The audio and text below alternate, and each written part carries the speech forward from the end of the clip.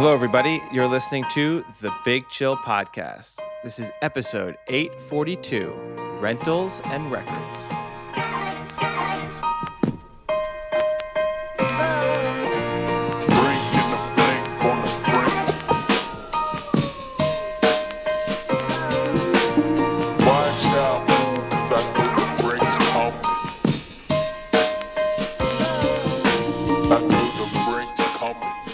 Hello, Big Chillians. Welcome back to the Big Chill Podcast. I'm Frank, joined as with Eddie.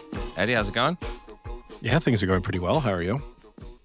Not doing too bad. A little more pickup hockey during this week. It's a fun week. Already got a few games lined up. I'm embracing the cold. Clearly, you used to hike and now you just play hockey all the time. And pickleball. It's great. Yeah. Pickleball is the next step as you evolve Oh, into yeah, a we middle got age. It's true. I got I don't love the Roman Empire or World War I or II history docs, but I am getting out on the pickleball court. We got practice this week. Now, I wanted actually to start us off with a topic that is nearly completely out of date, but something that we spoke about over the last couple of weeks and that I meant to bring up last episode, which is there was a reveal regarding we often Heated speak rivalry. about now the Christmas presents that quarterbacks give their offensive line or potentially occasionally their entire team. Oh, wow. We're only Yes. we're only 2 weeks late on this. That's not that bad. But it was because, and the speculation was Brock Purdy's always giving Toyotas or whatever it is. And yeah, to and anyone who wants one, he's basically giving people Toyotas. And Jordan Love got a lot of criticism. It was Jordan Love, right, who gave just the Nikes, or was that Jalen Hurts? Was it Love? I can't remember. No, anyway, it was yeah, you're right. I can't remember who it was. But just gave a pair of sneakers and people were backlash. The new information that came out, I don't know, maybe you saw it, but on one of the Christmas broadcasts, Tom Brady was in studio and they were speaking about how Tom Brady once gave the season they went undefeated in the regular season, he gave his entire offensive line cars as a present, as a thank you. But it transpired they were 1-year leases.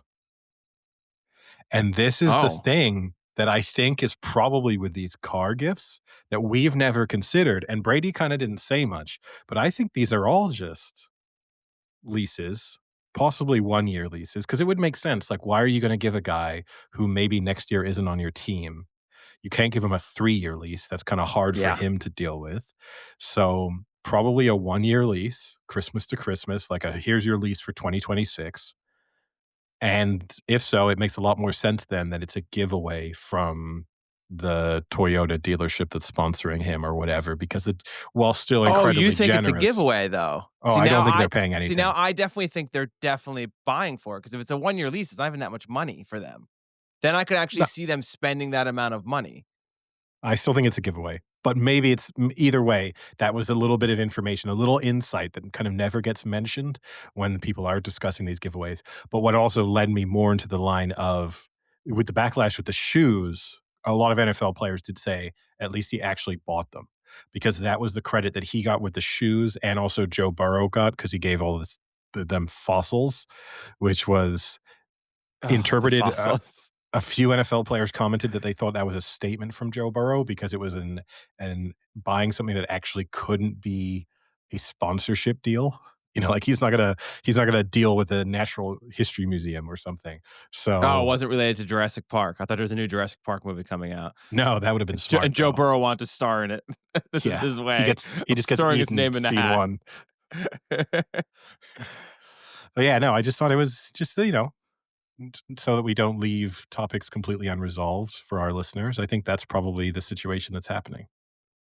That's interesting because, I kind of like the 1-year lease move. I kind of also, it's kind of a douchey move at the same time, because it's like after that 1 year, it's like you're picking up a $750 a month lease on that truck.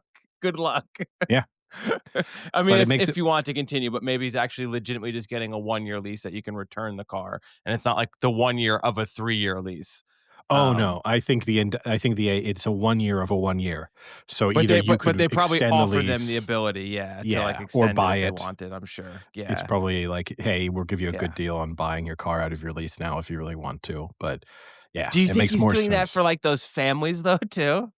Yeah, yeah. That's kinda shitty. That's just a short-term rental. That's just hurts. Yeah, that's kinda That's shitty. hey, you got it for 2 weeks, make the most of it.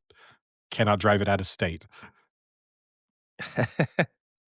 What's funny though is he gives him a 1-year lease, but it's like, "But this started when we started the season, so you've got 3 Yes, months it's left." backdated. It's backdated. And Man, I don't season know if being you're gonna OT be here next year, man. yeah, seasons being OTAs, not our fault if you didn't show up. Yeah. Like, yeah. That would be pretty funny. But no, it makes more sense that it would be a lease rather than an actual gift, and it does make it Yeah. way more affordable if you are actually paying for it, or if it's the dealership being generous. It's still extremely generous, but a lot less generous. Yeah, it does make a lot more sense, like, I'm surprised you didn't think of that. That's a good idea. Yeah, I like that. I'm gonna start doing that for my colleagues. I'm gonna gift them, like, a 1-month lease for a truck, You should but just not pay literally the go to but not do the down payment. Like, "That's on you." just no, you should just as a trick, just go to Enterprise, just rent a car for 1 day, and then just, like, really generously toss them the keys, and then slip in, like, "You have to return it by 5 p.m. tomorrow." That's to the airport. It's incredibly inconvenient, but Yeah, it's yeah. still It's like an $80 Uber back. yeah, and you need to make sure it's filled up. 'Cause that's on you. I did not take that deal where they don't completely Prepaid gouge you gas? on No, I'm not pricing. Yeah, prepaying didn't do gas. that. I'm not Yeah. you're gonna get paid Do you 50% over the normal gas rates. we talk a lot about Eddie about, like, rules that you would like to see changed in sports. These are things that in life, I wish someone would just step in and say, like, "No, you can't do this." That's a great example of one, like, you can prepay for your gas now at, like, half the rate, but we're gonna probably overcharge you because then that would mean you'd have to bring it back dead empty, or you return it whenever you want, and we'll fill it for $13 a gallon. Like, why can't it just be a normal thing? You have the gas right there. Like, you see when they go and fill it up, it's literally right there, the gas. Just charge whatever it is. And give me I'll be okay with, like, a $2 service charge of them pulling the pump off and filling it. $2. But but $2 seems low. the You gotta way at they least get pay, like, away an with things hour of like the this are guy's salary. crazy. But That's one of those things that companies get away with that you're like, "This is fucking insane that companies are just allowed to do this." the airport one's a little tricky. Most of the time when you're not in an airport, though, there is a gas station right by wherever you're dropping it off. So you can just go and fill it up yourself. Yeah. But at the same Like, and time, they also have gas stations right there. Why don't they just do that? Like, "Hey, we have this our own pump in the back. You go fill it." I would well, do that. 'cause I don't think they just want people wandering around their premises filling up their cars and, like but the last Oh, time I I see. in You're pro rental car, I see.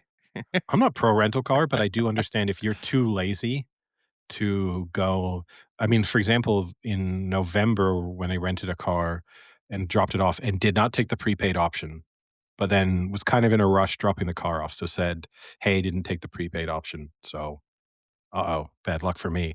And the guy was like, "The gas station is literally 250 yards down the road. You should just drive the car down there and fill it up yourself, and it will cost a fraction of what we're gonna charge you." And I was like, "Okay, I'll do that."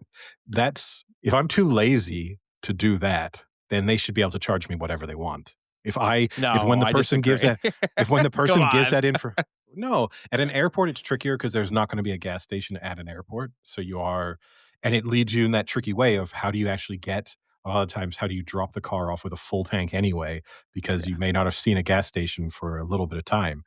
But if the person behind the desk says 250 yards that way, just go fill it up and bring it back and we're good, and you say, "No, thanks, you do it," then that's, like, But more they're fool not you. bringing it there. That's the whole I thing. They have their own tanks and stuff. regardless of where if I don't care if the guy is siphoning it off another car before he like, he can charge whatever he wants at that stage. If you're that lazy, But you don't vacuum the car when you're done. That's different though.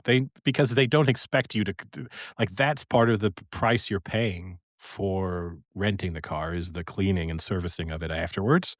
I mean, okay, under your what you want them to do, they could just charge you for bake the cost of a full tank of gas into the rental and then just charge you that up front. But So they if it do that. costs That's you what happens when you prepay. When you yeah, prepay, but you buy the whole tank of gas. It's literally what you but do. but even when you prepay, you're paying a premium. They're not charging you the going rate of gas. You're still getting screwed slightly. So, like, you That could one I'm okay just with. That's okay. Like, as I said, I'm okay with a slight, like, surcharge, but it's a little so different than like, what I'm saying, it's a little different than being like, "Alright, gas is $3 a gallon. We'll charge you at $4 a gallon, and you get the full tank and bring it back empty." Versus then, if you don't do this, if you don't pick this option and you return it, we're gonna charge you at $9 a gallon. That's ridiculous.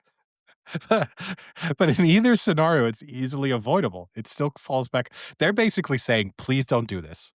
Please, for your sake, don't do this. Like, either pay us in advance or don't be lazy." And you're going, "No, I want neither of those options. I just don't want you No, to." they're doing the opposite. They're saying, "Please, please don't please do this." So had you been in my scenario, Ooh, so had we you can dropped upcharge you. had you gone to drop the car off and said, "Whoops, sorry, didn't do the prepay. Also, half a tank of gas is all I've got." And the guy had said, "No big deal. Just go in 5 minutes. You can go and fill the car up and bring it back." You would have said, "I can't be bothered." It all depend on the scenario. I mean, most of the time I do actually fill it up before. Like, I usually find a gas station. I'll, like, Google search a gas station right before and fill it up for the most part, but there has been, like, 1 or 2 times where I've been too much in a rush to do it. I mean, I love to get to the airport, like, 3 to 4 hours early, but there are certain instances that, sometimes I'm cutting it close to getting to the airport. Yeah. Yeah, true. Now, do you actually take the car back or you just leave the car in the airport? Because What that's do one you of those mean? Just like I drive up to the departures part where you drop people off, and I just leave the car and Oh, throw that's like a it growing to trend. You've never seen those videos? That's one of those, like, airport tips that people say. It's like, actually, you don't need to return your car to the car. You can just park your car and then just tell them where you parked it with the keys inside and just leave. This is one of those What? things. This is one of those life, No. like, travel hacks that people tell you. It's true. People tell you, like, Until I'll you I'll do it, send you and the like videos. they're like, "You I would owe us never a do it. car." Yeah, I would just That's assume that I would get out insane. because the only thing that makes me wanna do is just hang around airport parking garages looking for the person doing that and then just hopping in the car and driving away. I mean, That's but insane. That can't be yeah. real. That's like the one have you seen the newest, like, TikTok trend of, like, arriving to the airport, like, 5 minutes Yeah, before, like like, your gate leaving when closes or your something? check-in starts or whatever. Leave your house when the Yeah. check-in starts, whatever, yeah. And then Mm, there's, like, videos of people doing, like, "Look how easy it was. I still walked in that time." And then I just saw there was, like, 5 videos of people being like, "I missed my flight." yeah. It's like, are you kidding me? You really thought that was a good idea? Like, you thought that was gonna work out well? I mean, I pushed the envelope, and I still understand that getting to the airport when boarding starts is not the right move. I just the thing people don't seem to understand in those, part of it's time saving, but then in reality, how are you really spending your time? Is sitting at home watching an extra episode of Stranger Things before you go to the Easy, airport, easy. is that really is that like, "Whoa, game to the system here. I'm so much more efficient now." But ultimately, for me, it's just not being stressed. It's not about it's it's not like, "Oh, this is fun to be sat at the airport," but I'd rather be sat in an airport bar for 90 minutes than be spent like, "Oh god, there's a traffic jam. Now I'm definitely missing my flight. Oh, the metro broke down. Now I'm screwed." Like, "Oh, the line at check-in is huge. Like, now I'm really in trouble." Like, you're just helping yourself to avoid that stress over because there's nothing worse than the moment when you realize you're not Yeah. gonna get on is a Oh, terrible one. It's I've had that feeling. I've I've fortunately never missed a flight, but I have missed plenty of trains in my life, and the moment of realization when you're like, "Nope, not happening. This is not Yeah. good." I mean, actually, the funny thing is the flight I miss how do I say this right? The, like, most I guess, most expensive flight or the most important flight that I've ever missed was actually one that I was starting on time at, but it was one of the days it was, like, right before Christmas, and it was one of the days that the RER just had, like, completely shut down. It was, like, a major one of the major strikes, and then you run the risk of, like, do I continue to wait for the train that they say might be coming, but you're fully not sure if it's because it was still at the time where like a lot of that like live tracking didn't work well or they didn't really have it. So like you didn't fully know if a train is actually coming when they said it was. And it's like, do I just get in a taxi? But I have to get into a taxi now because it's a really long taxi ride. Or it's like, oh, I'll wait one more. And you got kind of caught in the middle and I ended up missing my flight. And that was the only time I've really missed a bad flight was that. And I was actually like 3 hours early. Like I was on time for that one. It's just that was a disaster. But Yeah, I've yeah, had a it's bad speaking of that moment of panic, I just had an email pop up on my phone from the police, which was I just heard them saying that drive by. Is this, saying hey, we're that driving by? saying that my, report had been validated and that an officer would be contacting me. For that brief moment when I read that email, I completely forgot about my stolen laptops and that I'd filed a police report and just had I did this, too, like actually. and just had this panic of, like, "What trouble am I in? I don't what have I done that's got the police contacting me?" That was not a nice feeling either. So, I just thought it was a scam. I was like, oh, you got no. scammed? Oh, I knew it was real looking at the email from the but yeah, that was a brief moment of, "Uh-oh, something bad's happened and I'm not aware of They it." found it. No. No, they've approved my police report.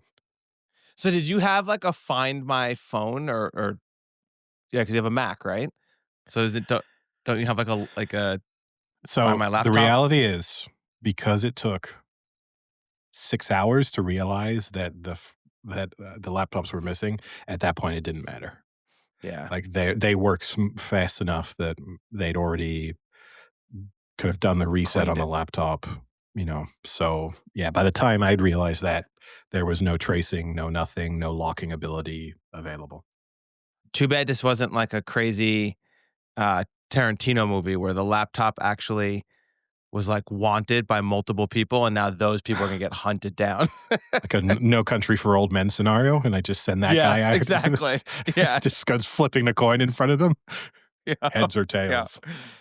They didn't know that there's trade secrets on there that multiple people are trying to get to, and now Yeah, those people are dead men. nope, just unedited podcast episodes. Wonder if they're gonna release it for us. That would be great. So, moving on to the world of sport, obviously the NFL season, regular season wrapped up over the weekend. Our last episode was recorded during the Buccaneers game. You got angry at me because I was very confident that the Buccaneers would win. Eventually, they did hold on. Oof, Uh, barely. It didn't matter in yeah, the end. no, in the end, it was In the end for inconsequential bets. as the For bets and for the Buccaneers. It did not Yes, end yeah, well. just it didn't matter. As yeah, the Falcons won the following day, so that eliminated the Buccaneers didn't win the division, so they were eliminated from the playoffs, which was kind of unfortunate. Like, It is unfortunate, but I think the NFL probably loved that because it made it one more game that actually kind of mattered on that day. Because that day, for the most part, pretty much sucked. especially Uh, the early slate. The yeah, early slate in particular, there really wasn't much up for and yeah, especially the Jags went out to a 30-point lead by yeah. halftime and we're facing a backup quarterback, so that was resolved, and yeah, there wasn't really much up for grabs, and so at least, yes, that made the Falcons Saints game, which was close, and gave you reason to pay attention to it. Yeah. But it's a shitty way to go out. Like to win your must-win game, to win your win in your in game that has an asterisk next to it, and then that asterisk ends up meaning it's not a win and you're in anymore. It's a little unfortunate. But hey, that's Kirk Cousins, man. That's what he does to you. Yeah, so I've got 3 games, well, 4 games, I suppose, that I really want to speak about. because most of it doesn't really, and then we can move on to, like, what the playoff matchups look like. But the Well, real, first real thing quick, wait, real quick, just to wrap that up. I don't know if you saw, but what's really crazy about that is had the Falcons not blown that game to the Jets that they lost, they'd be in the playoffs. Yeah, no, but I mean, look, there's a lot of teams, right? I think everyone in that division could point to games. I mean, the Bucks could point to 7 games down the stretch where they could have easily won any one of those and had destiny being. But the Jets. Yeah, the Jets loss is a bad one, but yeah. I mean, the reality is none of those teams deserve to be in the playoffs.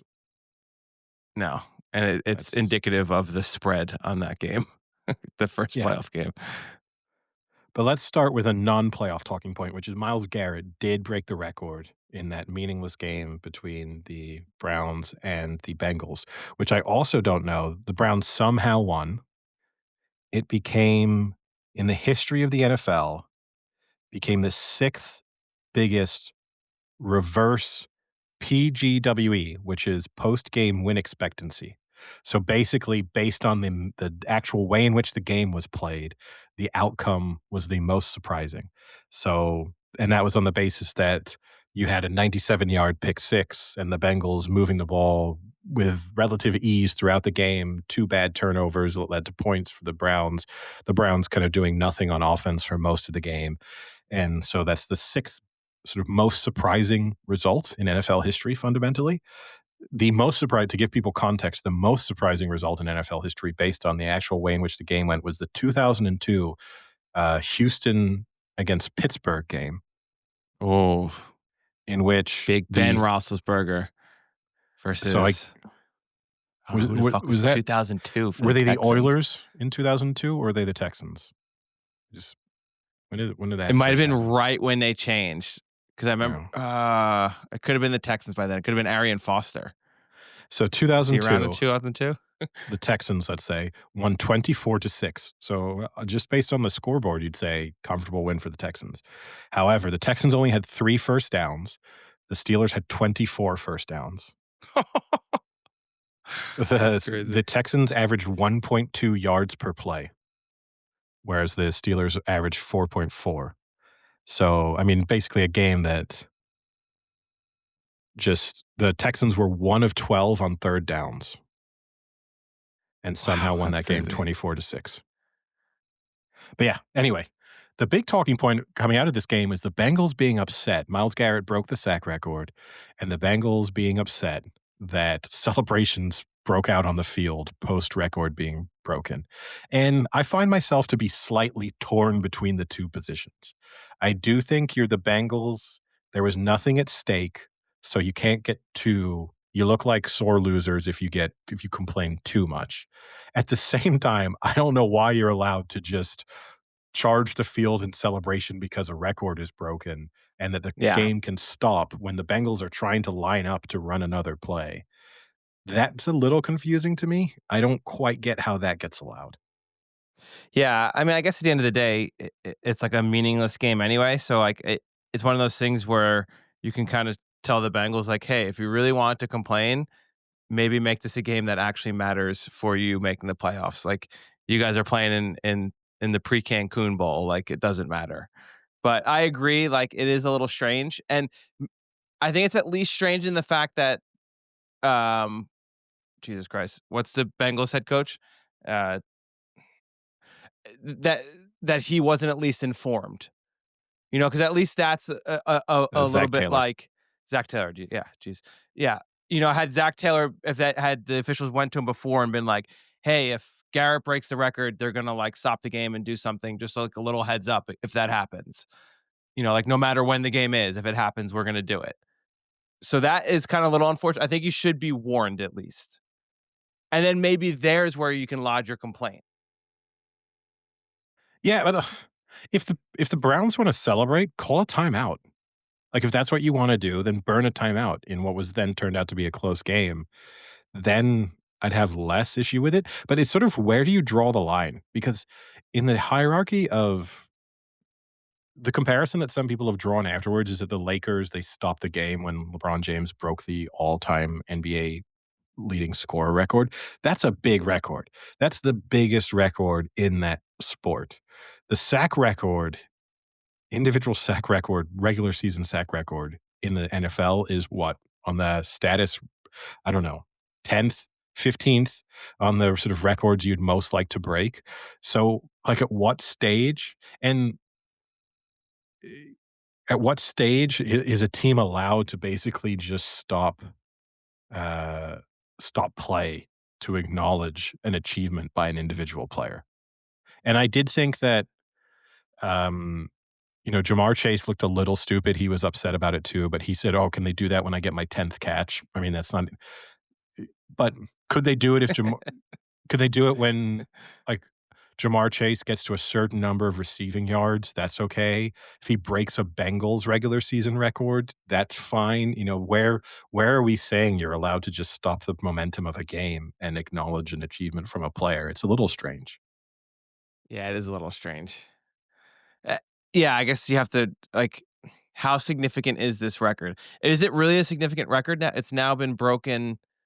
This is what, the second time it's been broken in 5 years, 6 years? When did Watt Yeah. break it? Yeah, within the last 5, 6 years, yeah. Yeah, Or tied it. What tied it, right? yeah. You didn't actually, but yeah, I mean, they made a I get I would have been more okay with this if he had broken it within the 16 games. The fact that he then kind of limped to the finish line made Yeah. the celebrations also feel slightly unnecessary. Al Now, Also, admittedly. h Mm. how are people not comparing the Favre fall down Strahan sack to Oh, the to Joe Burrow? Burrow fall down Burrow gave it to him. sack? Yeah, No, Burrow gave it to him. I mean, that's yeah, crazy that they, like, if Burrow really wanted to, he could have run or tried to thrown the move ball or away. done something. He saw that there was pressure and just dropped Yes, right in front of for Garrett. sure. For sure. That was a gift of a sack. It Not was as exactly the not same. as bad as the Favre one. Favre literally took a 3-step drop and then just fell and then, like, Yeah. waited for Strahan to come. That was obviously a little worse, but this wasn't, like, it wasn't that much worse. Yeah. No. Now, because we obviously we'd spoken about earlier in the season about how if you were Myles Garrett, you'd want to break it within the 16 games, if not sooner, so that you removed any of the sort of asterisk conversation. And I did see some data What did afterwards saying, Yeah. like, has he really broken the record? So one of them is the number of Snaps per passing sack. plays, snaps per sack, which is one. So Myles Garrett took 437 snaps. Michael Strahan 567 and TJ Watt 616. So on the Yep, face of that, you're like, well, for Myles Garrett, that's great. He's broken the record way faster. yep. However, Myles Garrett faced 178 more passing plays than Strahan did. So the opportunities for sacks were far more significant for Myles Garrett than Yeah. they were. So it's one of those things once you start to really analyze it. I saw Strahan said that as far as he was concerned, he still sort of owns the record that the 16 What a game. move. Uh, It's a good move. Good for Myles Garrett. I'm so happy for him. I still own the he's record, great. though. He said he's great. He's Yeah. great, but those guys have the 17 game record. I have the 16 game record. That's fine if you wanna say that. Yeah. And he even said they're guys who have the record for 12 games. Like he wasn't just saying that his era was the only one that counted. He was acknowledging that the number of NFL regular season games has changed several times and that he owns the 16 game record. At the end of the day, does it all really matter? No, I mean, it guarantees that Myles Garrett makes it into the Hall of Fame. Not that I think that was up for too much debate anyway, but this, considering the fact that he may not win another playoff game in his career, this at least puts his individual achievements on a high enough standard where he's definitely a Hall of Famer. So do you think that helps TJ Watt's chance to be a Hall of Famer? Yeah, I mean, I think TJ Watt will definitely be a Hall of Famer. Oh, wow. I mean, Myles Garrett's definitely the better player, but it's hard. TJ Watt has been nearly as dominant in the same era and also on more successful teams. I mean, TJ Watt might win the Super Bowl this year, so who knows? Moving on to then, I guess we can very quickly. We were recording before the Niners and the Seahawks played. Both of us had expectations that the Niners offense would just be Ugh. too powerful for the Seahawks. As it turns out, that was their worst performance by far of the season. Still, their defense did enough, and the Seahawks had some missed field goals and went for it on fourth down and didn't get it. So the Niners found themselves still in with a chance deep into the fourth quarter. Everything fell apart really with that interception thrown by Purdy, which was really a drop by McCaffrey. Tipped ball on the pass, but McCaffrey has to do better. I mean, it's certainly very catchable still. If not, you don't drop it in a way that the ball goes in front of you to the covering defensive player. But I mean, that's easy in the moment. Like when everything's moving fast, it's not like he's going to try and not drop a ball in the right way. But that was when the game was really over. Purdy, he always throws a pick. Yeah, that one wasn't on him, but yeah. Still, that's like that's almost one of the safest bets for the Niners. Purdy to throw a pick. But It no, not a was it was bad. it was an awful performance. I mean, uh, the score flatters it. Like I know you're trying to pull some positive out of it, and you're right. The defense wasn't terrible. They still let up almost 400 yards. Like it wasn't. Seattle looked like their offense looked good. I don't understand how they only had 13 points. When you kind of watched that game, but their defense had a little bit of a like bend not break, which is fine. That was okay. But that offense, that was awful. I mean that Mhm. McCaffrey had what, like 20 yards rushing. Their leading receiver had like 30 yards receiving. Like it was rough. It was bad to watch. I don't know what happened there. I don't know if they were just not prepared or overwhelmed, or Seattle just had the ultimate game plan that they were putting up their sleeve and hiding up there for until week 18. Like I don't know what the fuck that was, but it was bad. I just think it's a bad day at the office. And those happen sometimes, and you just have to be happy that the bad day at the office happened in a game that definitely had significance, but didn't matter too much. Like, yes, you would have loved to have the bye, especially for a team that's been blighted by injuries throughout this season. I'm sure a week off would have been much appreciated, and home field advantage potentially all the way through the Super Bowl, given the fact that they're also hosting the Super Bowl this year. But I just think bad day at the office and missing your left tackle and your deep threat wide receiver, which had an impact, their inability to run the ball. And Purdy was under pressure instantly throughout that entire game. Like he never had a moment to get settled and get into things. Briefly in the third quarter and on that drive, he started to find Kittle pretty consistently, and that was the first time that the offense kinda started to look like it was sort of working, but they never got the run game going. They never got any other receivers really into things, and yeah, just a bad day. So, it happens. I don't think shouldn't be too dramatic about it. We try not be a knee-jerk podcast. My takeaway from that. You just gotta hope this doesn't turn into a bad month at the office. No, yeah, of course. Well, it can't be a bad month, right? It could be a bad 2 games, and then it's over. So, but, I think if you're looking at flipping it to the Seahawks side of things, their offense still kind of worried me in that game because they should have won that game a lot more easily, and the Niners defense is not amazing.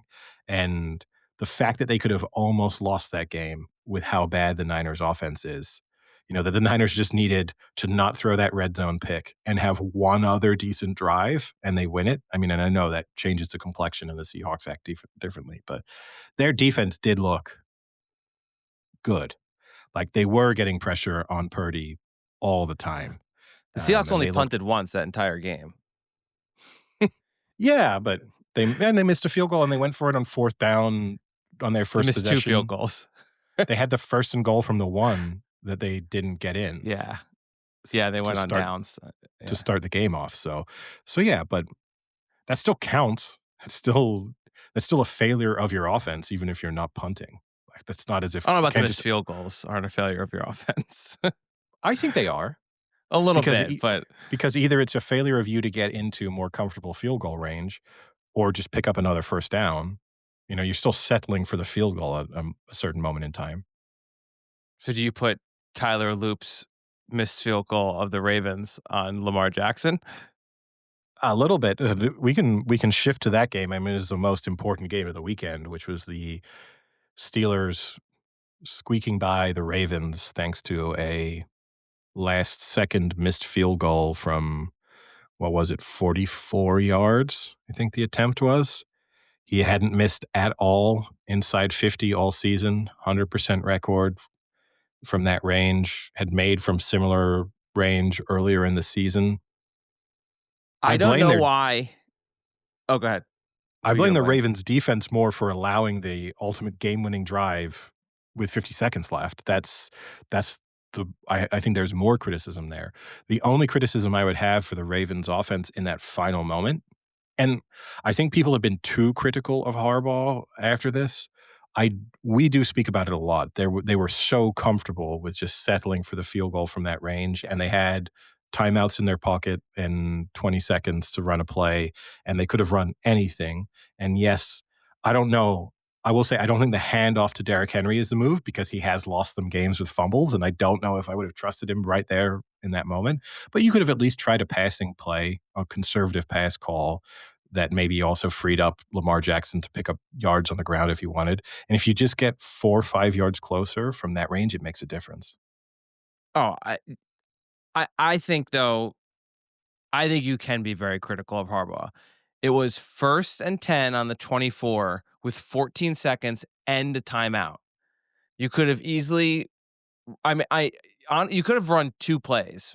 I mean, 14 seconds is enough to run two quick plays. Like, even if it's a 5-yard out or like an No, you 8 can't yard, run 2 plays. You can't run you 2 can run 2 plays. plays.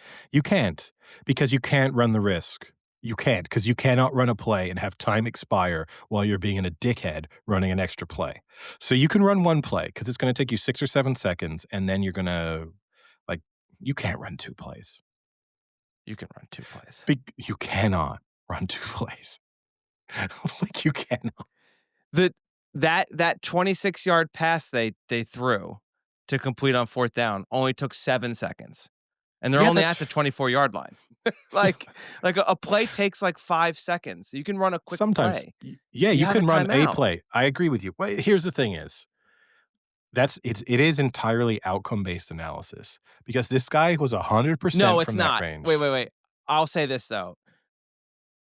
I even in the moment, and I think almost everyone in the moment would agree, kickers are never 100%. Even if their stats say they're 100%, with games on the line, a kick is never 100%. When you have 14 seconds and a timeout, that is stupid to not at least try and advance the ball a little more. I understand if it's Okay, 14 seconds and no timeout. That's one well, then you thing. can't. Then you can't. I mean, you can But still just throw towards the sideline if you really wanted to. but here's the thing is, we're only saying this. The guy, yeah, you can say he's not 100%, but the expectation should be he's gonna do his job. He's gonna do what he did all season and do what he even did during that game and make the kick. This But is rich coming ha from a Niners fan. had Worst kicking they game on the planet. not anymore, but had they Oh boy. had had Oh boy. they had they run the ball or thrown the ball and had a turnover, then the reverse would be being said. You were already in field goal range. Why'd you have to get too smart? How much of a difference is 6 yards gonna make to your kicker? Just and the argument is that they tried to make it even better for their kicker by lining him up where he wanted to be and then using that timeout. I mean, ultimately, he should just make the kick. It's like, how close Yeah, would they but have to have been before you start saying, "Don't try and gain the extra yards"? If a they've been on the touchdown. 15, so if they're on the 15 and it's 1st and 10, you would just say, "Run a play"?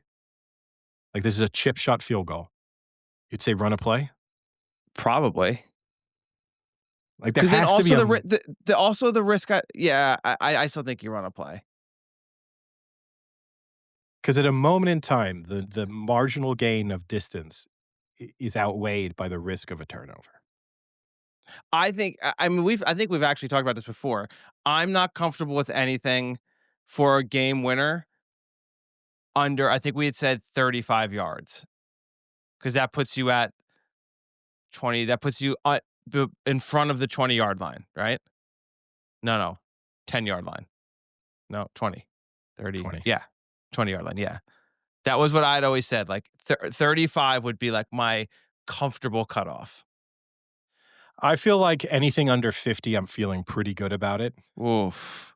with the game on the line, rookie kicker, this kid shit his pants 2 plays before on the sidelines. You didn't see that?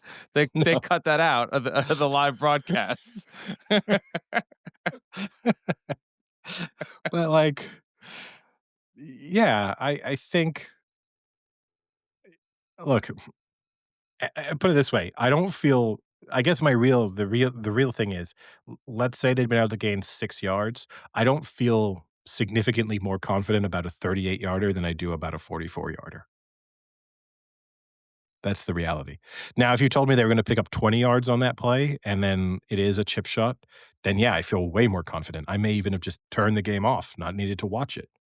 But but, a 44-yarder versus and look, we have spoken consistently about the fact that it feels like head coaches and offensive coordinators are now too casual about pretty long range field goals. Now, the Yeah. other thing that annoyed me about this, the whole season started with a week 3 with a bullshit leverage call that cost me a game when the Colts, like there was a ton the Steelers were just standing on Ravens linemen. That had no impact on the outcome of the kick, I'm not trying to say that, but again, as I will continue to rant about inconsistencies in calling, where was it? Literally, there is a guy standing on the center as the kick is taken, and that's okay. Hey, we don't want refs to influence the outcome of games at the end. No, I do when I want them to, but no, like, Yeah, I mean, I like, just want consistency one way or the other. yeah, and it is kind of unfortunate for Tyler Loop. You're right, he does need to make it that field goal. That's his job. Um, but I think people are overlooking the fact that directly before that, the Ravens were up 24-20 and promptly let the Steelers go down the field in about a minute in what, like, I think it was like 5 plays for like a 70-yard touchdown. Now, the Steelers also get let off in that scenario because they ended up scoring too fast. Way too fast. Why take the deep shot in the scenario that they were in? It should have come back to bite them in that it was a clear, like, you're making your life like, the Ravens still have timeouts. There's still a decent amount of time left. They have a good kicker. They deserve Yeah. to lose for breaking one of those cardinal sins that we have spoken about, It and the Steelers have broken it previously in this year in that Thursday night football game against Joe Flacco where they did exactly the same thing, and it's just the scoring too quickly. Like, why are you having I know it's hard to turn down a yeah, wide it was receiver 3rd and who's 10, wide you open, know? but Yeah, he could have he could not have went scored. down. He could Yeah, have not like, scored. Yeah, I mean, that's a good question is the better move to not score there and run the risk that you don't score?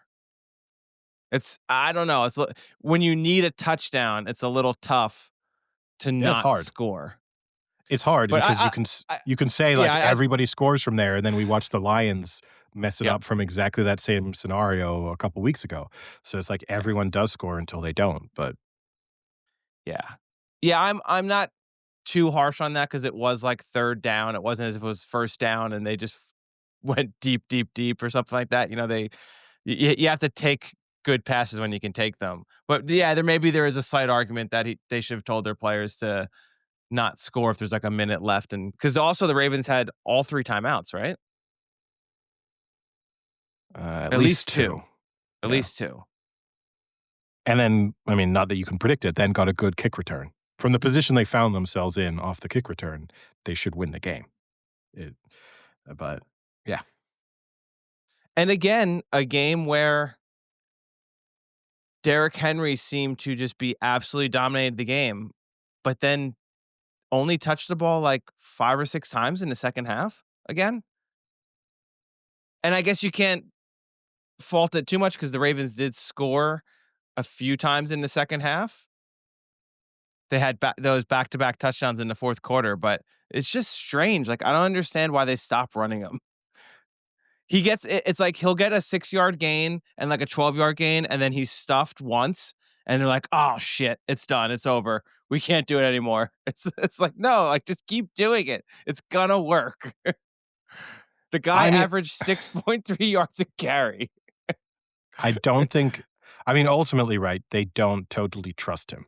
In he has lost the confidence of their team in he's because he has cost them 2 games this season with bad fumbles late in games, and I don't and maybe he doesn't trust himself. There's the other scenario here where he maybe he has the yips a little bit late in games and doesn't want the ball, but he clearly is not trusted by that team. But another great season by the Steelers. Love them. 10-7. Tomlin saves his job for now. Yeah, unclear. Oh, yeah, This you can't get rid of Tomlin. Again, take it as someone who's a fan of a team that consistently hires shit coaches and absolute dickheads to run their teams. You cannot fire a guy who is taking a team where like you couldn't even name their receivers besides Metcalf. Like that is not It wasn't that is playing. not a well together put team. Like I don't. I mean, Aaron Rodgers is their best quarterback they've had in the last 6 years, and he's 44 years old. Yeah. Yeah, no, I agree with you. I wouldn't be firing him, but I'm not guaranteeing that he either doesn't walk away because he's just frustrated by some of the criticism, and also they're in a scenario now, right? They're gonna need another new quarterback next season.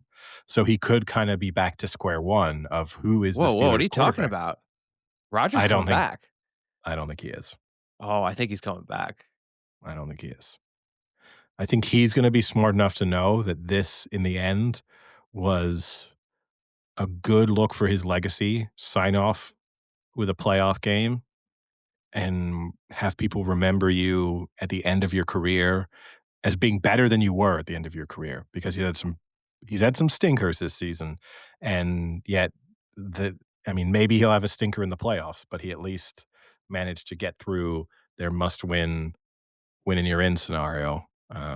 So like maybe if they get embarrassed by the Texans, he comes back because he doesn't want to have that be the final, line on his resume, but I think he's done.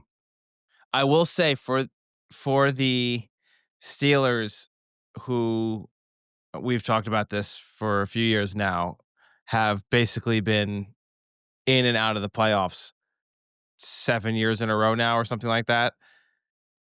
The fact that Rodgers is a QB, the stats are kind of like in his favor because he is someone who has a great playoff record. So now I don't know what record I trust. Do I just trust the Steelers being shit in the playoffs, or do I trust Aaron Rodgers to be a gamer and pull one out here? Well, obviously, our preview of these games will be next episode, but I'll tip my hat here and say, well, tip my hand, I suppose, and You say could tip your that hat to who? Who do you want to tip your hat to? I think the Texans will win this game. Are we sure? Well, We'll no, I'm talk not about it sure, next but podcast. yeah, But there like, will be a next episode. part of me thinks the Texans might be absolute shit with Mm, a good defense. okay, well, that might be enough.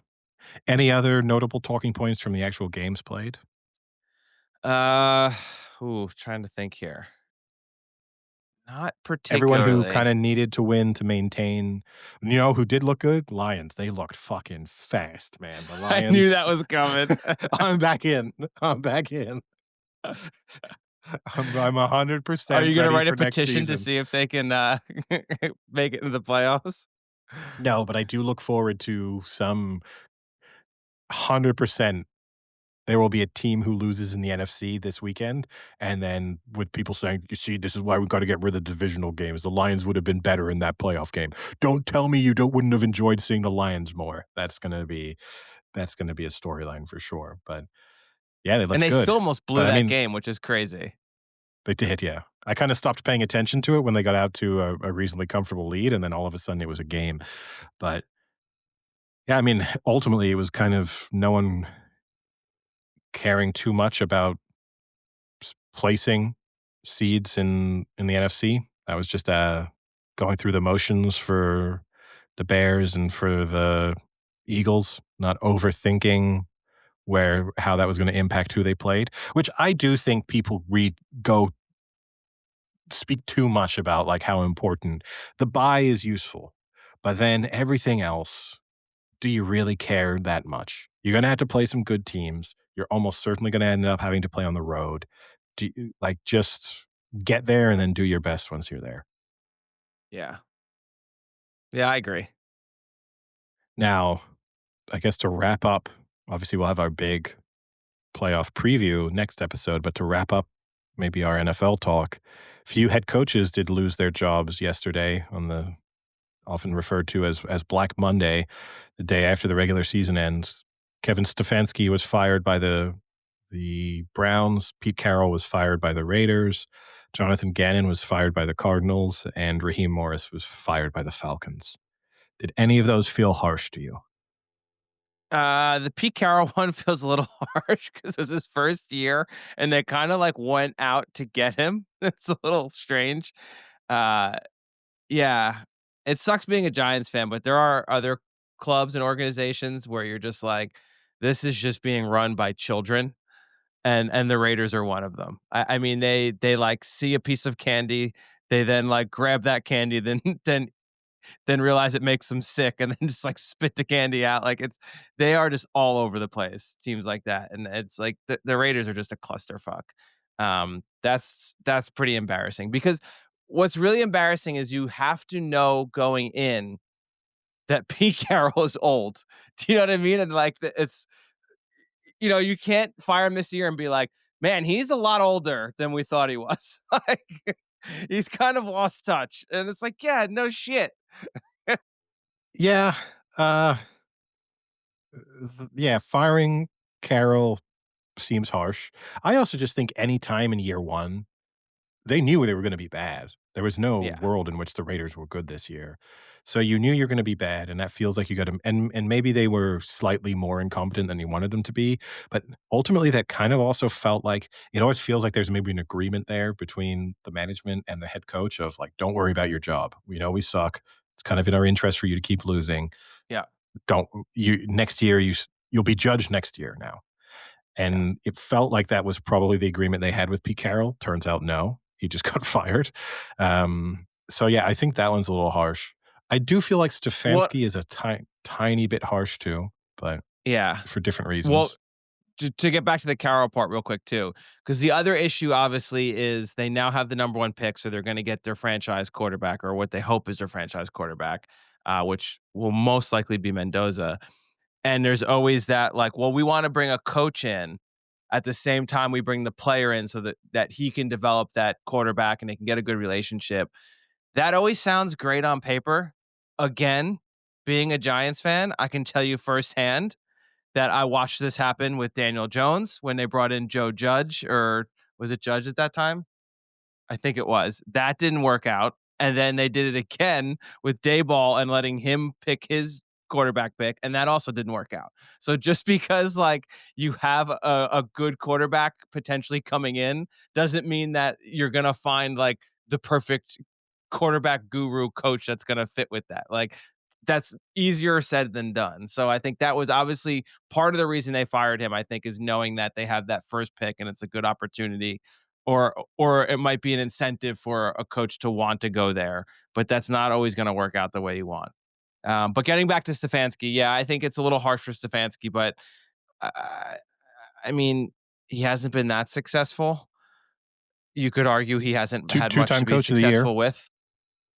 Yeah, they give that to anybody. Dayball won coach of the year, Eddie. Maybe it's a so, curse. Maybe yeah, you have to start no, asking man. not to win. Please don't give me coach of the year. Yeah, Again, it just feels like we know how important quarterbacks are. And especially in the yes, case of Stefanski, he's been horribly let down by his general manager, by the burden of the Deshaun Watson contract, by the yes. mess that they've made in their attempts to get themselves out of that or get another quarterback into place.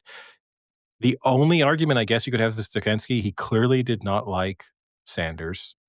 And if they really are intent on moving forward with Sanders, then maybe that's a reason to, but I think that's a I, risky move to be choosing a rookie oh, quarterback who hasn't been that impressive over your head coach.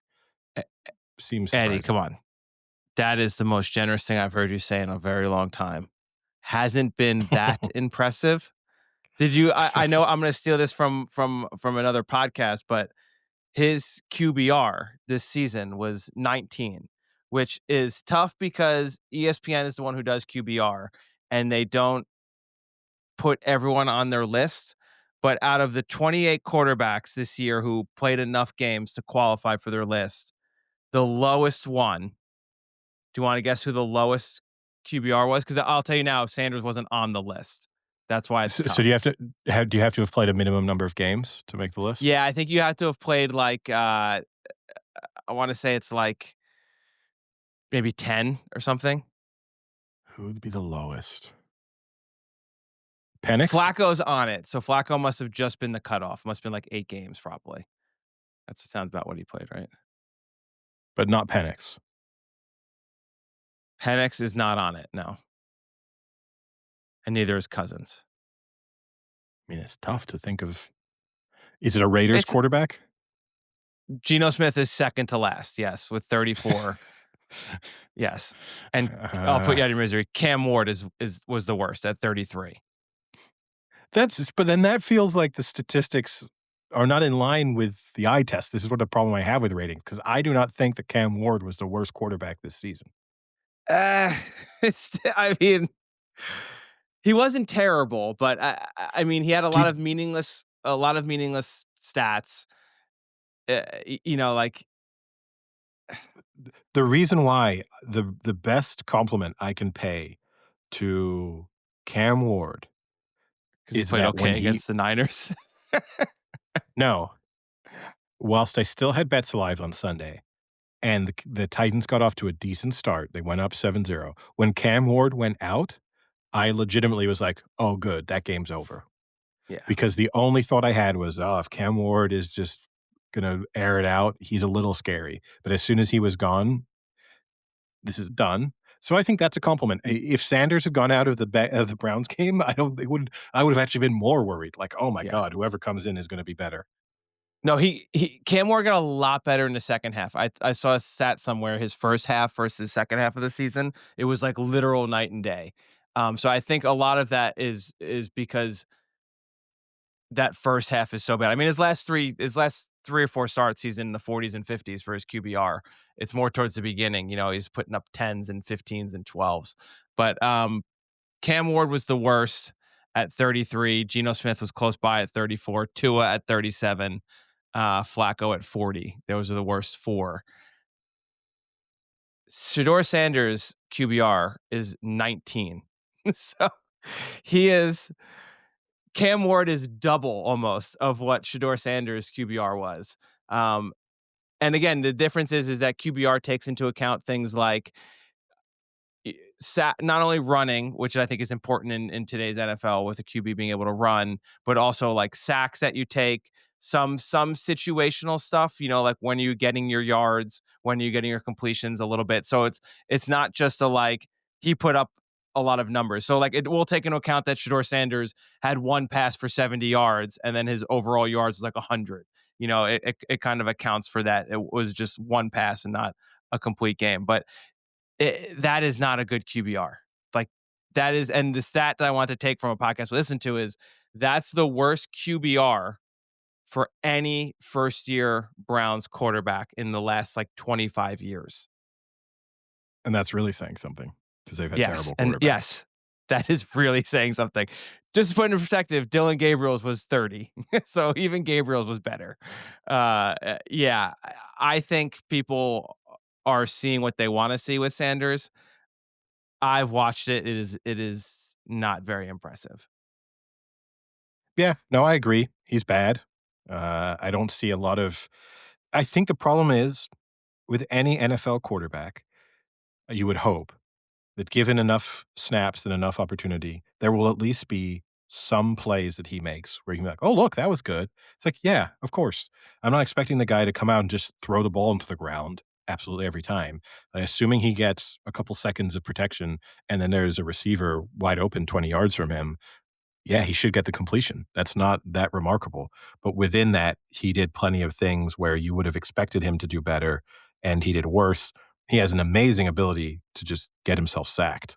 I mean, regardless And of the for amount of losses. yeah. I mean, 15-yard losses on a sack where he's just sort of winding backwards and where you must be able to know there is no positive outcome from this play. I just need to make sure I'm outside of the pocket and throw this ball away because the play is dead. But yeah, I feel a little bit upset. I don't feel upset for Stefanski. I feel a little bit sorry for Stefanski. He's a little bit hard done by. I'm sure he'll be a coordinator somewhere next season, as is the life of these sort of failed head coaches now. Maybe in college, you never know. But Yeah. I think more likely he's a coordinator. The other two, I don't feel sorry for at all. Jonathan Gannon might be some kind of alien robot anyway. He just looks like a weird dude. It was a weird hire when they did it. Like, I remember do you remember when he got hired and they did that video of him, like, walking in and was doing all the weird stuff to the players and stuff? Like, Yes. he just seems like a kind of strange guy, and maybe he's, like an NFL football genius mind. That could be true. But you could just tell by the vibes that it might not work here. I think that's, again, being slightly generous to him. But yeah, he seems like a weird guy. He just looks like some kind of weird creature on the sidelines, and not surprising that he is got fired. Again, not a good environment to be in, so like this is the tough thing, right? Is that you can say he was unlucky that the quarterback situation is incredibly messy and it's an environment in which most people would lose, but that doesn't change the fact that he did a bad job. Yeah, and Raheem Morris had 2 years with the Falcons. So, again, I always think 2 years is a little harsh. And again, here's someone who was handed Kirk Cousins when Kirk Cousins clearly couldn't do anything, and then was handed Michael Penix, who eh, looks okay, but is often injury prone. Had multiple injuries in college and already has injuries now in the NFL. Tough beat for a guy who went 8-9 with literally not much of a quarterback situation there. 2 years at 8-9. I get that that division is terrible, and maybe that's, an 8-9 in that division is really I don't know, a 4-13 in any other division maybe, but 2 years of an 8-9 seems a little harsh. I think you gotta give people 3 years. As long as you're close to 500, you gotta give them that 3rd year. Yeah, it seems a tiny bit harsh. And again, given the circumstances, what would success have looked like becomes the real question because there's been glimpses of quite a good team there, but just bad quarterback play. That is also not consistent. So how are you supposed to deliver consistent results when you have inconsistent quarterback play? I guess the real question then is 4 jobs available, probably by I think one more job might open up in the next few weeks. No, But we're right, Giants too. oh yeah, because you've got an interim Yeah. head coach. So 5 jobs currently available. I'm going to leave the Giants off because I think that's clearly the most desirable job. I don't think it's close. Oh, you think it's clear? So actually, I saw this the other day. They were comparing the jobs because the Giants have the 5 pick and they have Dart. And then you have what are the other ones? You have Penix You have in the Atlanta in a shitty division. Kind of have to take that into a little bit of account. it's a shitty division, but it's a competitive division. Like, Competitively shitty. but yeah, I mean, but it's not the easiest. You have the Raiders who have the number one pick. You have the Cardinals who have the third overall pick right now. The Giants with the fifth pick, and then 13th pick. Yeah, I mean, for me, I think the Giants are the best position. They have a pretty complete roster. I mean, they need to fill a few gaps, but I think with some good draft picks, they could fill a decent amount. They don't have cap space. That was the other issue. So I think the Raiders have like 100 million in cap space right now. I think they have something crazy and the first pick. Whereas the Giants have like 10 million. And then the other thing that we forgot too is the Titans. Forgot about the Titans. They also fired their coach. So I guess you kind of have a Cam Ward or Jackson Dart scenario for one coach, or the number one pick Mendoza for another coach, or Shador Sanders, and potentially Kyler Murray, but they're definitely moving on from that. So kind of no quarterback there.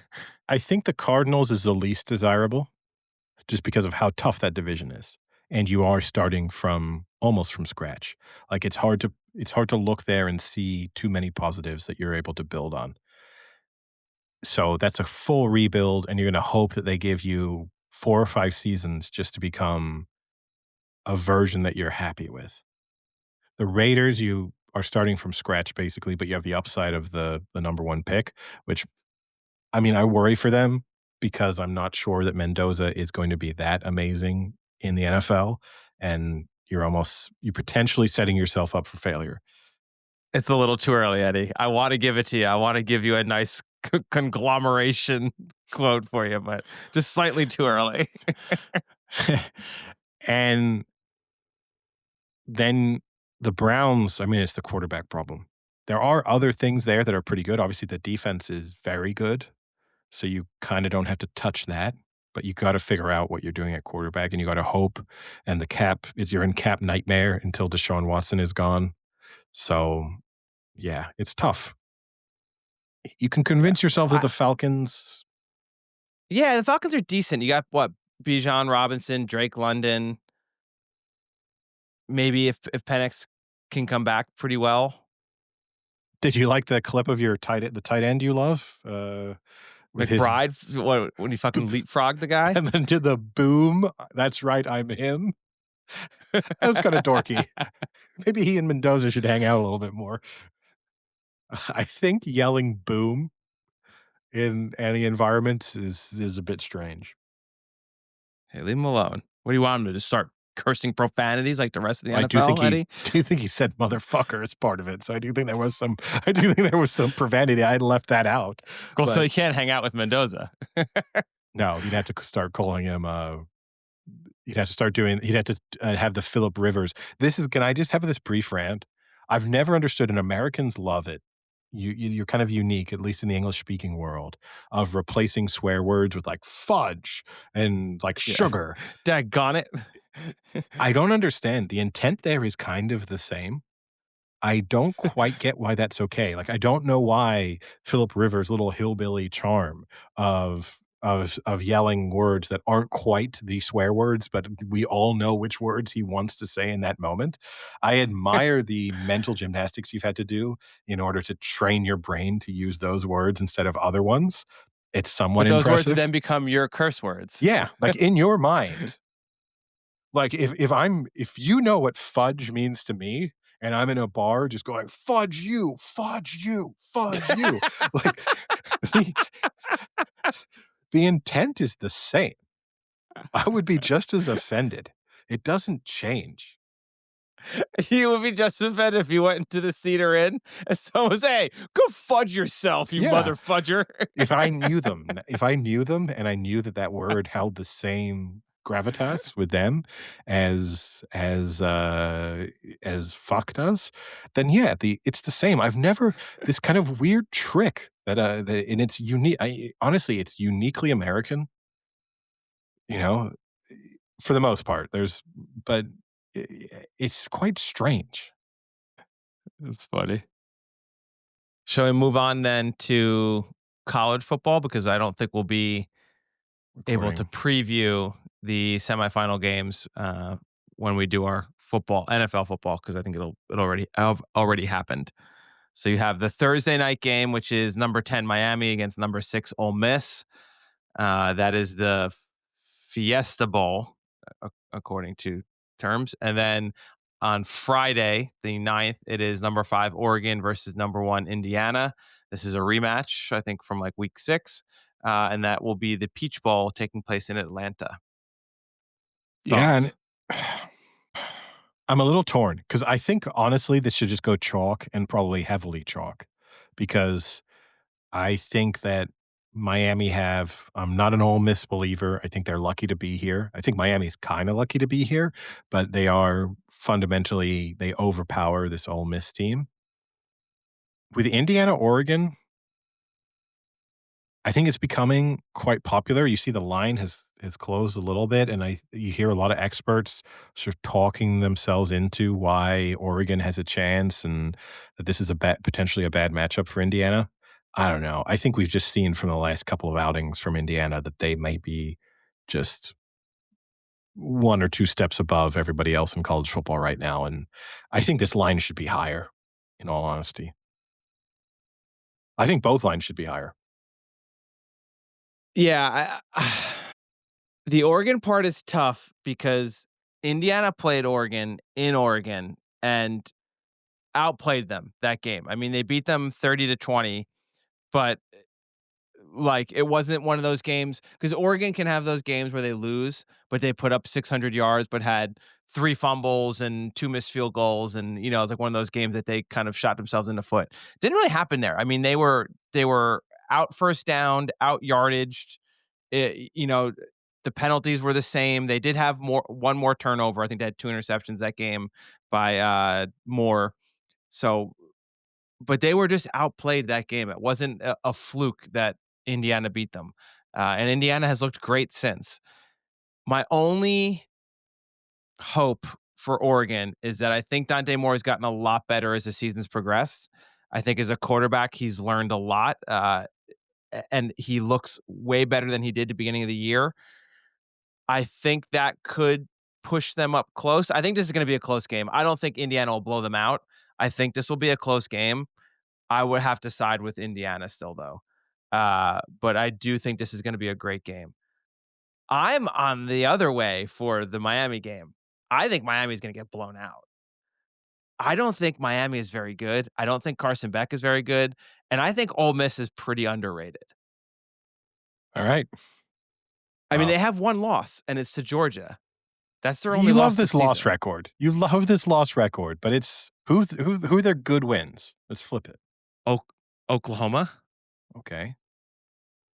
Well, then Georgia,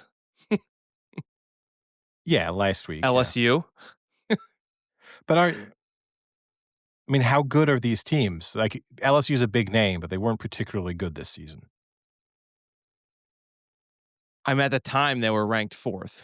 Yeah, but rankings because you have to. What week of the year was that? Of the season was that? I think it was, like, week 5.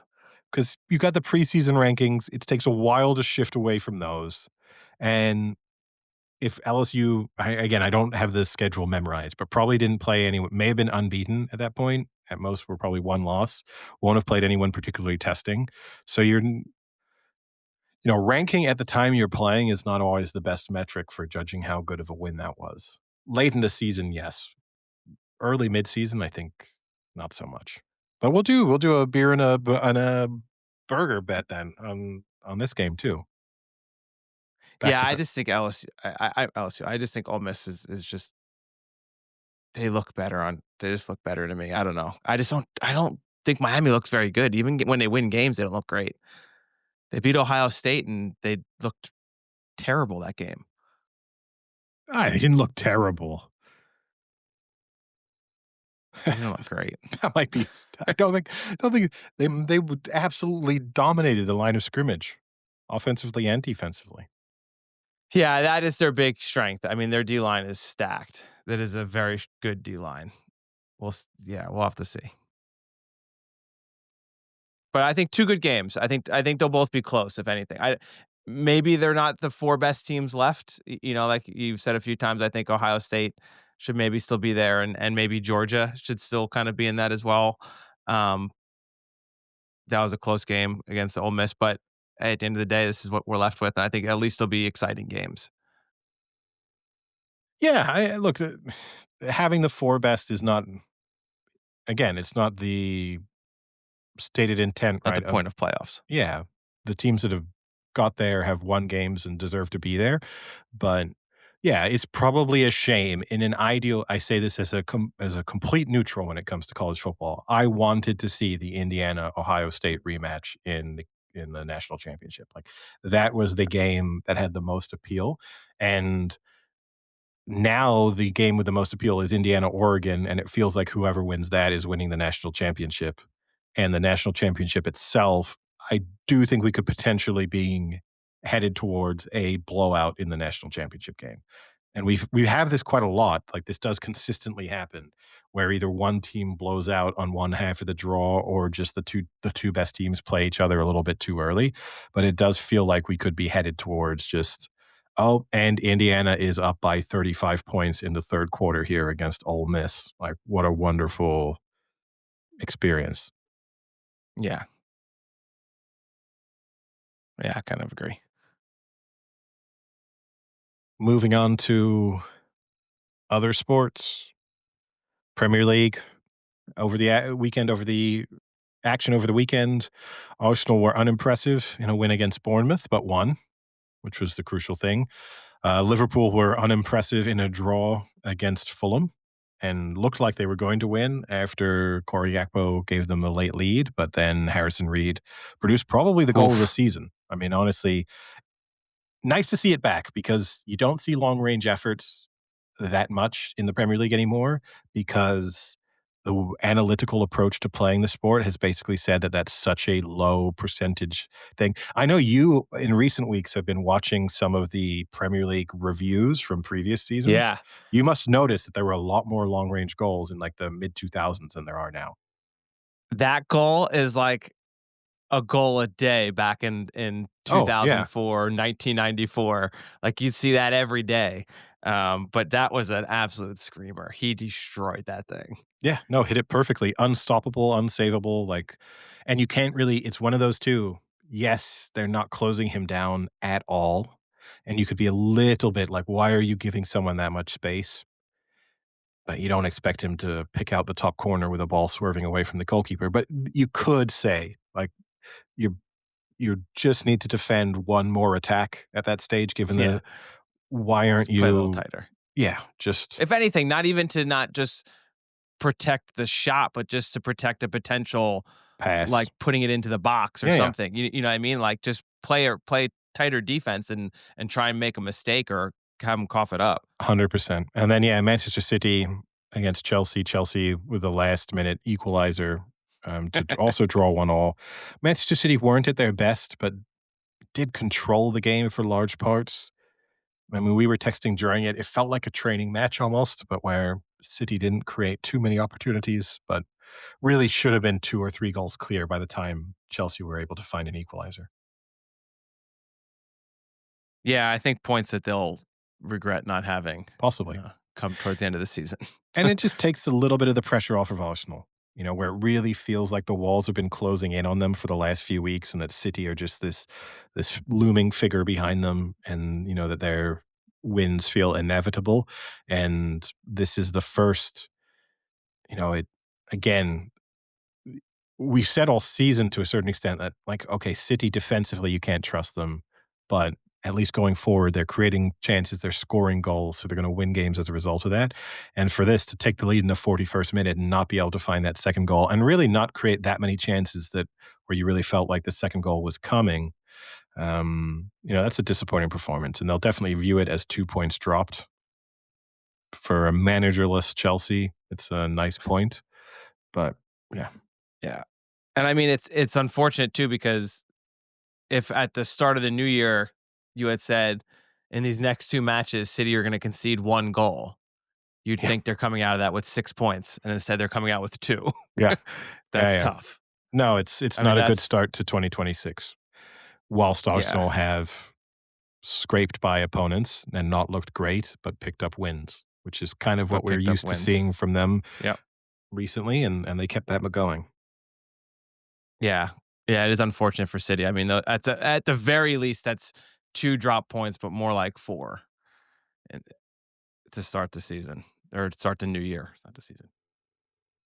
I guess sporting wise, it looks like England might be heading towards another defeat in the Ashes. So, oh, I actually had two NFL talking points. Now that I remember, Okay. one, I got a rant about Josh Allen and this fucking start streak. Oh, I You knew this was coming. you can't I just knew go it in was coming. like this is stupid. This is stupid. Like Well, 2 games in a I row, he's come in, snapped the ball, gone immediately out of the game, and we're gonna keep his start record going. That's you have to play. I think you gotta start saying you gotta play a minimum of a quarter or something to have this register, but this is and he should be ashamed of himself to I mean, like, what a bullshitty piece of nonsense.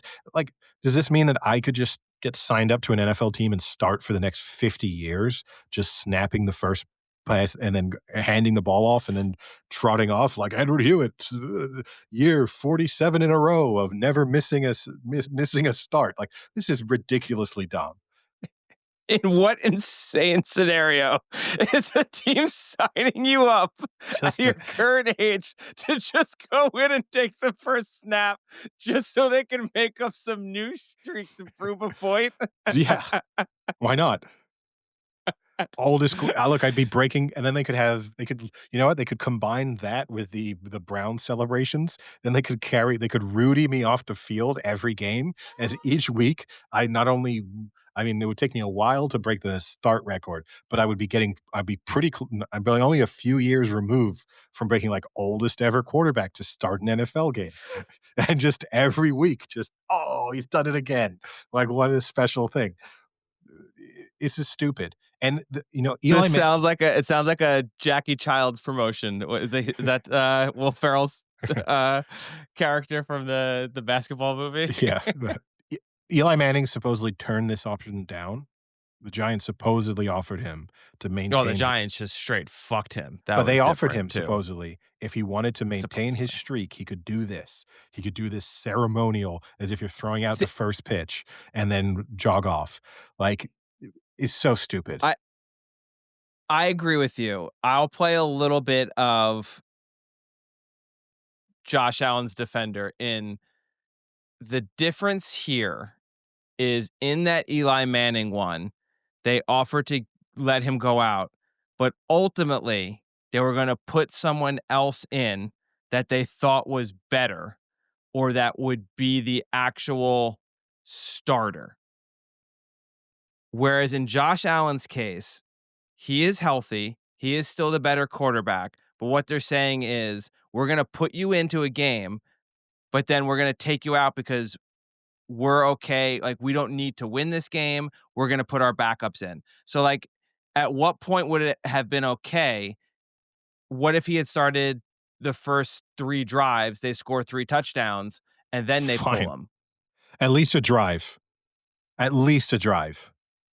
And even then, if they just Because done that's where 3 I'm okay handoffs with and it is punted, I because, would've like, uh, but at least a oh, do you know what? In a bare minimum, pass attempt. Pass attempt has to be required as a quarterback. a pass If attempt would be 0 decent. pass attempts, I think that's you don't count as you did not play quarterback that game just to hand the ball Because that off. because to me, that's where the difference lies a little bit. I think it's a different scenario when you're putting someone out there just to get them that stat when they're not even the better player to do it. Like, do you see what I'm saying? Like, Yeah, if let's say like when Cal Ripken, and I don't think this actually happened, but it might have. Like, Cal Ripken wanted to keep his streak alive, but he was no longer the best third baseman on that team. So they put him out for a play, and then they put the real third baseman in. That I think is a little more bullshit because then it's saying you're not even like the guy who's supposed to start. Like, you're not even good enough to be the starter, but we're gonna make you the starter to keep your streak. Josh Allen is still good enough to be the starter, and he's still healthy enough to be the starter. But at the same time, they're saying, we don't actually need you to play.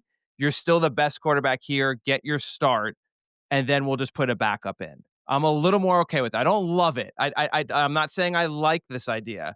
I don't love it, but I think the optics of it are slightly different in that the only reason he wasn't going to play was because maybe he didn't, but him and his team played well enough that they didn't need him to be the starter in that game, but when it matters, he would still be the starter. Well, or arguably didn't play well enough for that game to be meaningful Yeah. in that's the other thing is Yeah. they weren't a perfect season and nothing to play for in this week, guys. It's no, actually, we lost games we should have won. And so now we find Yeah. ourselves in a somewhat meaningless game because of our poor play.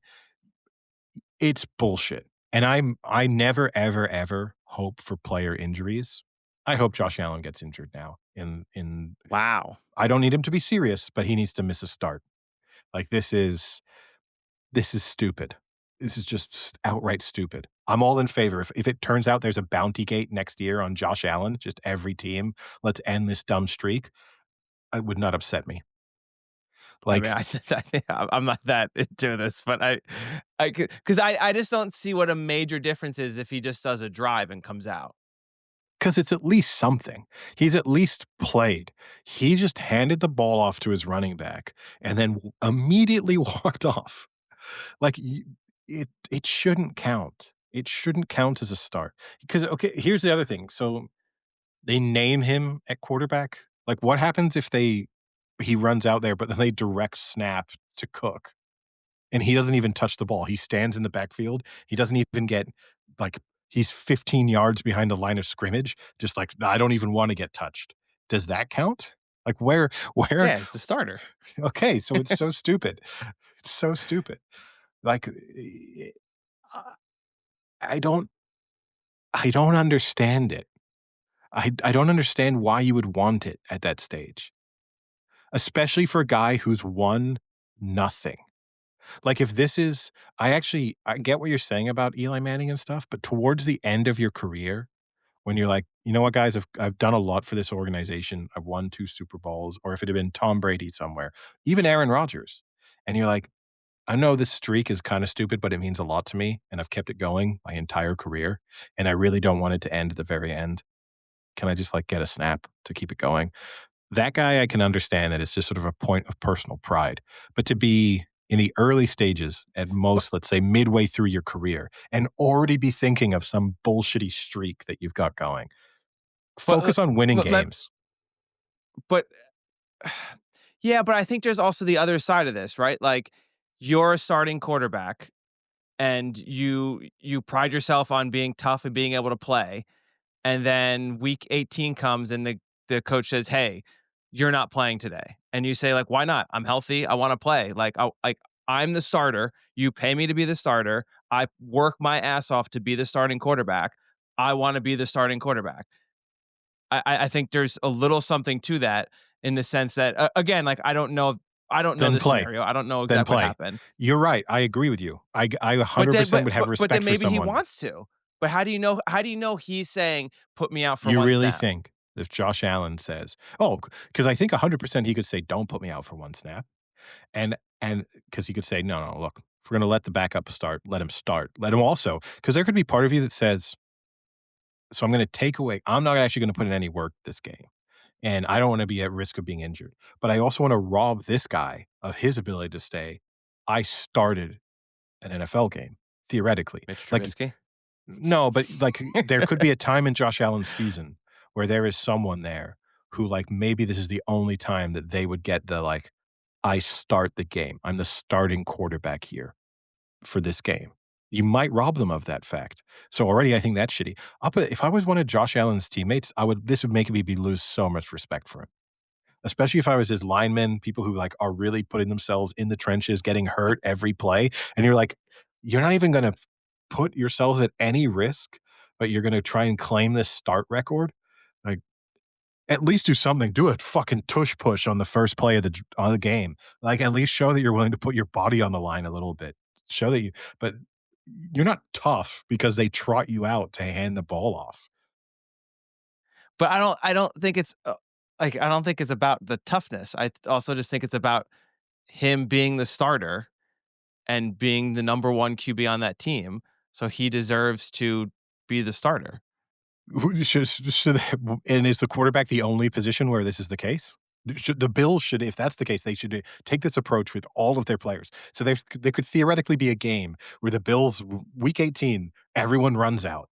and then just all 11 men go off because they're like, "You know what? You guys, you're the starters, and we're gonna rest you, but we get this ceremonial process has to take place where, like and they maybe even do it with special teams. You're the starting punter, but you know what? Come out, then we're gonna call a timeout, so you get to go out there, you can and then you go back out." Like, "No. Oh, starting holder, be very proud of your position, go out there for the special Well, the teams." No, problem no. is they don't have backups for every player. Well, they should do. They figure it out because it's an honorary position. But, like this, Josh Allen can hold for that one to let the holder get his little trot off. But it's so stupid. It's so stupid. Like, I would be Are you embarrassed by it as a player, and I would be annoyed by it as a teammate. are you just really bitter because we got to see Trey Lance more? And No, and we have to officially say Trey Lance is a bust? Is that this just doesn't all Trey Lance? that doesn't bother me at all, the Trey Lance thing, because it's Brock Purdy worked out. It doesn't Did bother it? me one bit. Yeah, it did. Already been to a Super Bowl and an NFC championship game with him. Worked out pretty well. And might be headed towards another NFC championship and possibly another Super Bowl this year. Yeah. We're I'm back higher on in. the 49ers now than I was at the beginning of the season. So, I'm higher on the Bills and Josh Allen now. I'm way lower on the Bills than I was at the beginning of the season. I mean, we both picked them as Super Bowl winner, and I do not feel confident At in that least selection. I guess my bet is still alive. The Packers Bills Super Bowl. It's Yeah, that's very the same one. unlikely. That's the same one I And the have. odds and the odds right now I have on that bet are probably worse than the odds if I did it right now. Oh, for sure. But can you look up what a Bills Packers Super Bowl would be right now? So, wow. The Packers are not getting a lot of love in terms of finding them on this list. I got it. Oh, this is bad. I got it at 30-1. Bills Packers matchup. I have it at 50-1. I've lost odds on it from betting it at the beginning of the season to the teams that are just still in the playoffs. It's 50-1 right We've now if you wanna bet it. eliminated over half the NFL, and the odds have gotten worse. Significantly worse too. That's amazing. So for context, it's just as likely, according to the odds, that it's a Steelers-Rams Super Bowl. It's Oh my it's god, just that's as likely that it's terrible. a Texans-Packers Super Bowl. It's slightly more likely. You could not have imagined this at the beginning of the season. It's 45-1 that it's Texans-Bears. Jesus. It's 40-1 that That's it's so bad. Steelers-Seahawks. Wow. Let me ask you this. We won't, talk about our picks or whatever, but do you think that the correct top 4 in the market are the Seahawks favored, the Rams second favored, the Broncos third favored, and the Eagles fourth favored? No. Like, I understand that you kinda have to put the Seahawks at the top because I think the NFC is stronger, and the bye, it just means that you're reducing a potential exit, but I don't think that the Seahawks should be the favorites to make it out of the NFC, even with the bye, even with home field. I just I think the Rams would beat them. So, yeah, I don't And how do you feel about the Niners at 20-1? that feels great to me. That's kind of insane to me as well. And as so like I am a little less on the Niners after watching that performance last week, but at the same time, this is a team that is neck and neck with the Rams and the Seahawks, and to have the Seahawks and the Rams basically be 4 or 5-1, and then the Niners be 20-1 seems outrageous. If you had told me the Niners are 8-1, 10-1, Yeah, okay, fine. I think in the 10 to 12-1 range would have made sense, maybe 10 to 14-1. That feels like that would have felt appropriate, and I get it, they're what, 3.5-point underdogs this weekend, so it would be one of those you have to run the calculation, which is what you always need to do at this stage, right? If you just bet them game by game. Yeah. The 49ers are probably gonna be underdogs now in every game they play. So, would it make more sense to bet them game by game? Probably. Who would they play in the next round if they Doesn't win? it get reseeded? It does, but, like, assuming everything goes to form, they play the It w they play the Seahawks? they would be the and we're saying the Bears beat the Packers, Yes. right? Yeah, they'll So play the Seahawks. they play the Seahawks in Seattle. So there's 3.5-point underdogs for this game. I'd say they're probably 4. 4 to 5-point underdogs for that game. And then let's say everything goes to form. Let's say we think the Rams are the best team. They're then playing the Rams, and the Rams then have home field advantage for that game. And they're probably 4 or 5-point underdogs for that as well. They might be favorites for the Super Bowl. That's the one where it would probably flip. If they've run through that, and then it's also in San Francisco, then I think regardless of whether it was the Broncos or the Patriots, they might be like 1-point favorite in that. But yeah, the argument Yeah. would be, do you get to 20-1 just betting them game by game? And you probably do. Close. It's not fun though. It's much better to go No. into it feels cooler, as dumb as it is. If you get to be two Yeah. different people, if you get to be the guy at a Super Bowl party who's like, I've just been betting the Niners every round and I've just rolled it over. It's like, that's fun. Good for you. But I had him at 20-1. Yeah. Versus someone who's like, I bet them 20-1 at the beginning of the playoffs. You're like, that guy's smart. That guy really knows what he's doing. That guy lost $5,000, but he is a fucking Yeah. genius. But way more fun. Any other sporting topics to discuss? No, I do not have anything else. Any non-sporting topics to discuss? Uh, no, not particularly. Well, Thursday starts the pit. So maybe do we wait till Friday to talk about the NFL so we can discuss season 2, episode 1 of the pit? We can do that. We can be fresh to the table right. for our listeners. Yeah. And get some early pit talk We're in. Pitiacs. Means What do I you have think they call pit fans? I don't know. Pediatrics? Pediatrics is pretty good. I like that. That's what we're going to do it. We are the number 1 pediatrics podcast out there. That could get us Noah Wiley. We'd have to rebrand the podcast as the Pediatrics. And then maybe. And we missed season 1. The Big Chill Podcast, the Pediatrics. Yeah. Yeah. But yeah, I mean, I guess I'll just have to figure out when I can watch it. That might be the only challenge, but I'm sure I can manage that. It might drop for you. Because it's a streaming, or it's live. It's streaming. It's a streaming drop, so it drops at like. So it might drop. Yeah, I don't know when. It might actually drop like midnight on Wednesday. Okay. You know what I mean? In which case it's doable. Yeah, you're right. But it's always the dilemma of like, oh, are they releasing it 8 p.m. Eastern time on Thursday, or are they? Pluribus actually always released like a day earlier than what they did because they released it on like the midnight or whatever. It's so weird. I don't know how HBO does it. Oh, well, we'll find out. All right. Well, with that, I guess we'll call it a day. Sounds good. Talk to you later. See ya. Cheerio.